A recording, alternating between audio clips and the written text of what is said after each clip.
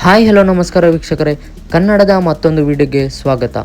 Kannada big boss season 13ರ ಅಗ್ನಿ ಪರೀಕ್ಷೆಯ ಮತ್ತೊಂದು ಪ್ರೋಮೋ ಇದೀಗ ಬಿಡುಗಡೆಯಾಗಿದ್ದು, ಆ ಒಂದು ಪ್ರೋಮೋದಲ್ಲಿ ಏನಿದೆ ಅಂತ ನೋಡೋಣ.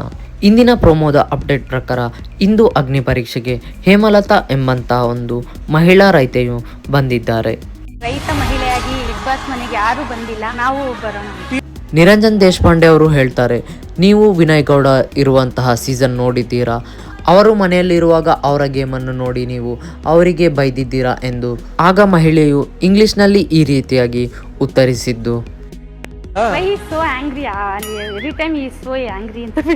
ನಂತರದಲ್ಲಿ ಚಂದನ್ ಶೆಟ್ಟಿ ಅವರು ಕೇಳ್ತಾರೆ, ನೀವು ಮಿಮಿಕ್ರಿ ಮಾಡುತ್ತೀರಲ್ಲ, ಯಾವ ರೀತಿಯ ಮಿಮಿಕ್ರಿಯನ್ನು ನೀವು ಮಾಡುತ್ತೀರಾ ಎಂದು. ಮಹಿಳೆಯು ಅಜ್ಜಿ ರೀತಿಯ ಒಂದು ವಾಯ್ಸ್ನಲ್ಲಿ ಮಾತನಾಡುತ್ತಾರೆ.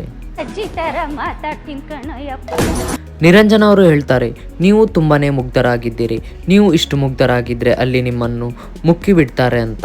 ನಂತರದಲ್ಲಿ ಸಂಗೀತ ಅವರು ಕೂಡ ಹೇಳ್ತಾರೆ, ನೀವು ಬಾವಿಯಲ್ಲಿ ಇರ್ತೀರಂತ ಗೊತ್ತಿದ್ರು ನಮಗೆ ಸಮುದ್ರಕ್ಕೆ ತಳ್ಳೋಕೆ ಆಗುದಿಲ್ಲವೆಂದು. ನಾನು ಆಡುತ್ತೇನೆ ಮೇಡಮ್, ನನ್ನನ್ನು ಬಿಗ್ ಬಾಸ್ ಮನೆಗೆ ಕಳುಹಿಸಿಕೊಡಿ ಎಂದು ಮಹಿಳೆ ಹೇಳುತ್ತಾರೆ.